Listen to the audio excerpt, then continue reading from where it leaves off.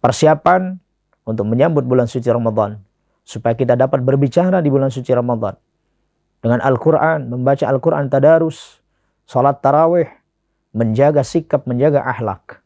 Ini merupakan cara kita menyambut tamu yang agung, sehingga tamu akan merasa dihormati, akan merasa dihargai.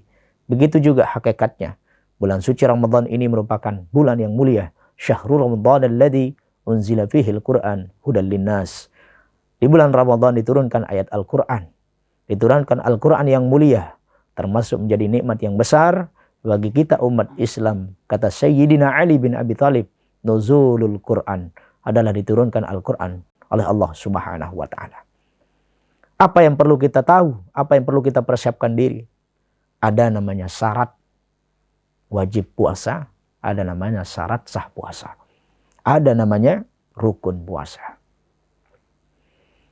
Yang pertama, supaya kita bisa membedakan kenapa saya kok diwajibkan, siapa yang tidak diwajibkan berpuasa.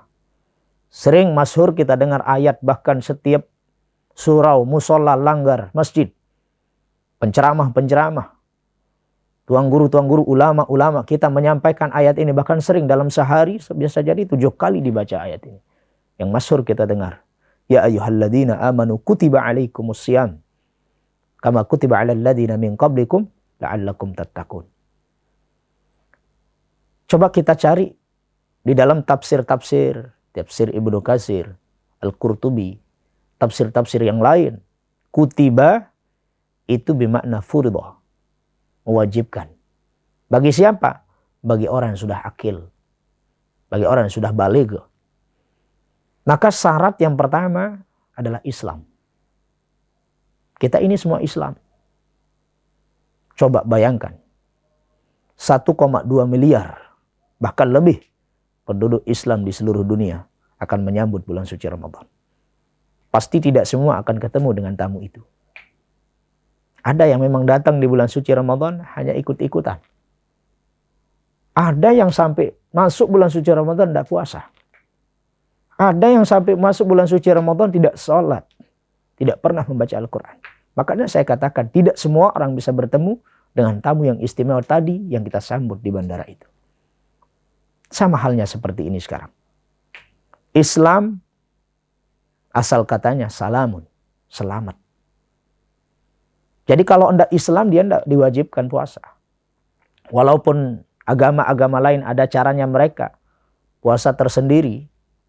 Seperti agama Konghucu, Buddha, agama-agama yang lain. Tetapi umat Islam, umat yang beriman, kutiba, furidha, itu diwajibkan. Alaikumusiyam. Atas kita semua. Yang siapa? Yang Islam, yang beriman. Kemudian yang kedua, syarat wajib puasa, syarat sah puasa wajib itu adalah baligh. Baligh bermakna akil. Siapa yang sudah baligh? Tentu orang-orang yang sudah berakal. Sudah berakal baligh, akil baligh. Umurnya 15 tahun. 15 tahun laki-laki, walaupun belum umur 15 tahun tapi sudah mimpi. Baligh sudah. Ataupun perempuan, mimpi basah, bisa mimpi naik perahu dan seterusnya.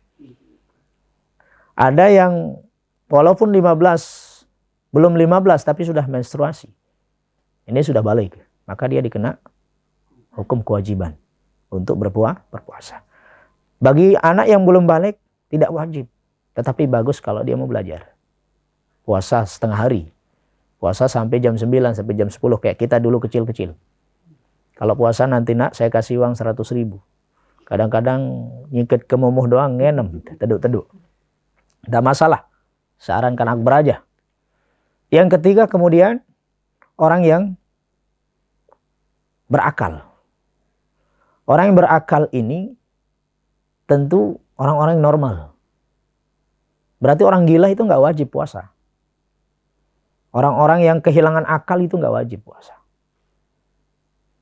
Ada anak kecil, ada gila.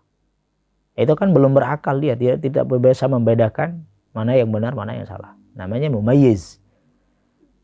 Dia bisa membedakan mana yang hak, mana yang batil. Tahu dia mana yang salah, mana yang benar. Ini namanya orang yang berakal. Sehingga kalau tidak berakal, orang gila, anak kecil itu tidak wajib puasa. Kemudian yang ketiga, yang keempat, syarat sah wajib puasa itu adalah mampu. Ada yang mampu dan ada yang tidak mampu. Yang mampu itu kategorinya bagaimana? Orang yang mampu itu sehat jasmani dan rohaninya. Ada orang sakit. Dia penyakitnya mah kronis. Tidak mampu puasa, maka dia tidak wajib. Tapi nanti wajib qada. Ada yang wajib qada, ada yang wajib bayar fidyah. Ada tua renta. Tua renta ini sudah lanjut usia. Upe bahasa Lomboknya. Sudah sering lupa. Dia tidak wajib puasa. Karena dia sudah lanjut usia.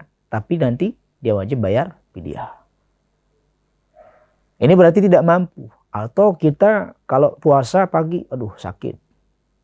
Kata dokter nanti kalau kamu puasa ini bahaya. Maka tidak mampu.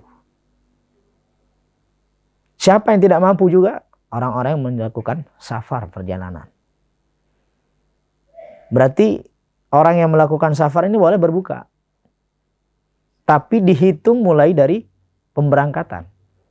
Misalkan besok pagi mau safar ke Malaysia. Dari jam 9, dia tiketnya jam 9 mau berangkat. Harus puasa dari pagi itu. Harus puasa dari pagi jam mulai terbit fajar itu. Dari subuh itu puasa dia. Nanti kalau sudah berangkat baru dihitung musafir. Jangan enggak besok mau berangkat paginya sarapan. Ini yang keliru. Sehingga ulama mengatakan yang disebut dengan safar itu yang jamnya berangkat itu. Kalau dia sudah melaksanakan perjalanan boleh dia tidak puasa, tapi nanti wajib qada. Kemudian ada syarat sah daripada puasa. Tentu yang pertama ada Islam, ada yang bersih dari haid, nifas, wiladah dan semacamnya. Tapi kalau laki-laki saya kira tidak ada yang haid, tidak ada yang nifas, tidak ada yang wiladah. Ini bagi perempuan atau mumayyiz kayak tadi. Termasuk dia bisa membedakan mana yang benar, mana yang salah. Ini sudah kena kewajiban berpuasa. Kemudian niat, rukun-rukun daripada puasa. Ini penting kita tahu. Yang pertama adalah niat. An-niyatu. 2. Rukun puasa. Yang pertama niat. Di mana niatnya? Di hati. Niat ini yang menjadi kunci. Innamal a'malu binniyah. Makanya niat itu mazhab itu berbeda. Kalau kita mazhab Syafi'i, niatnya itu di setiap malam. Boleh berniat dari selesai sholat maghrib atau masuk maghrib sampai terbit, sebelum terbit fajar. Mau niat nanti setelah berbuka puasa boleh. Mau niat nanti setelah isya boleh. Selama dari menjelang maghrib sampai subuh. Itu makan sahurnya lagi lain. Itu sunat makan sahur. Jangan sampai ketinggalan. Karena ada barokah yang tersimpan di situ. Niat ini penting. Kalau mazhab Syafi'i itu wajib berniat setiap malam. Nawaitu shauma ghadin ana ada'i fardhi syahri ramadhani hadhihi sanati lillahi ta'ala. Kalau pendapat mazhab yang lain seperti mazhab Maliki, Imam Maliki, beliau mengatakan niat itu cukup sekali sebulan. Dia hanya niat di malam pertama. Saya niat puasa 1 bulan penuh lillahi ta'ala, sudah. Nanti di malam-malam kedua tidak niat lagi. Sudah tercakup, sudah terangkum dari malam pertama itu sampai malam ke-30. 29. Boleh tidak kita pakai 2 niat itu nanti untuk antisipasi? Boleh. Kita pakai 2 niat nanti di malam pertama. Siapa tahu nanti kita lupa. Karena kekenyangan buka puasa, nih Batur Lombok kan membuka puasa balas dendam. Ya kejeker retek poset kan. Di sini pecel, di sini pelecing, pesor, tuh lepit, kelepon kecerit, selapuk lun kulu. Yang kasangan. Apalagi puasa pertama itu bagi yang belum terlatih puasa sunat. Hari pertama itu pasti beda katanya. Kalau hari pertama itu beda. Kenapa dia berasa beda? Karena dia tidak pernah terbiasa puasa sunat. Tapi kalau sudah terbiasa puasa sunat, melatih dirinya, insya Allah akan sama kita rasakan. Sehingga kita berniat di malam pertama itu boleh dengan 2 niat untuk antisipasi. Misalkan malam ketiga ternyata saya lupa, ketiduran, kekenyangan, sampai nggak pergi sholat tarawih. Pada paginya kita bangun jam 7. Tadi pagi saya nggak niat. Tadi malam saya nggak niat. Saya nggak puasa. Sudah terwakil oleh niat yang pertama. Kemarin malam pertama itu dengan bertaklid kepada mazhab Imam Maliki.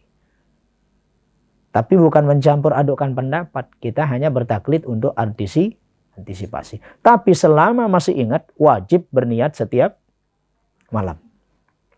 Wajib berniat setiap malam. Lalu bagaimana dengan orang yang tidak pernah berniat sebulan penuh di bulan suci Ramadan? Di malam pertama, ternyata di hari ketiga lupa. Tidak berniat.